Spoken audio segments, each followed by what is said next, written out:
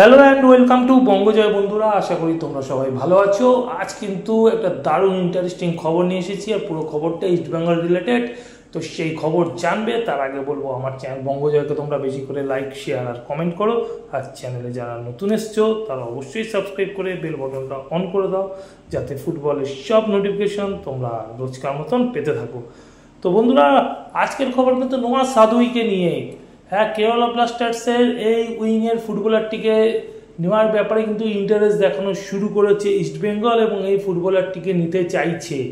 এই মুহূর্তের খবর, কোচ অস্কার ব্রুজোর নির্দেশেই কিন্তু এই ফুটবলারটির সাথে যাতে যত তাড়াতাড়ি কথাবার্তা চালানো যায় সেই ব্যবস্থা করতে বলা হয়েছে। কেননা রিচার্ড সেলিসকে আর রাখতে চাইছে না, তার পারফরমেন্সে কিন্তু বীতশ্রদ্ধ হয়েছে ইস্টবেঙ্গল কোচ এবং ইস্টবেঙ্গল ম্যানেজমেন্ট। তো সেই কারণে কিন্তু নোয়া সাদুইকে দলে চাইছে ইস্টবেঙ্গল কোচ। আর এই মুহূর্তে কিন্তু নোয়া সাদুইকে নেওয়ার জন্য শোনা যাচ্ছে অল আউট ঝাঁপাতে পারে ইস্টবেঙ্গল ম্যানেজমেন্ট। নোয়া সাদুই একটা সময় কিন্তু ইসরায়েল লিগ থেকে তার ফুটবল ক্যারিয়ার শুরু করার পর পরবর্তী সময় আমেরিকান ফুটবলেও কিন্তু তিনি খেলেছেন এবং মরক্কান লিগও খেলেছে। এছাড়া মরক্কোর জাতীয় দলের 4টি ম্যাচ খেলেছে। ভারতীয় ফুটবলে তার আবির্ভাব গোয়ার হয়ে, এফসি গোয়ার হয়ে তিনি কিন্তু 43 ম্যাচে 20টি গোল করেছেন, এবং পরবর্তী সময় তিনি কিন্তু চলে আসেন কেরালা ব্লাস্টার্সে।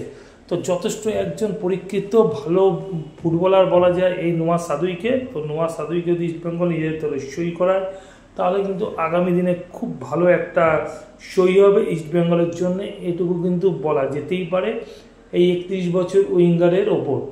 বন্ধুরা, এখনকার মতন এই পর্যন্ত। নতুন খবর নিয়ে হাজির হবো তোমাদের কাছে পরের ভিডিওতে। যাওয়ার আগে শুধু একটাই কথা বলবো, আগের ভিডিও যারা মিস করে গেছো তার জন্য ডিসক্রিপশন বক্সে আগের ভিডিওর লিঙ্ক দেওয়া থাকবে, তোমরা লিঙ্ক ক্লিক করে আগের ভিডিও দেখে নিতে পারো। এখনকার মতন গুড বাই।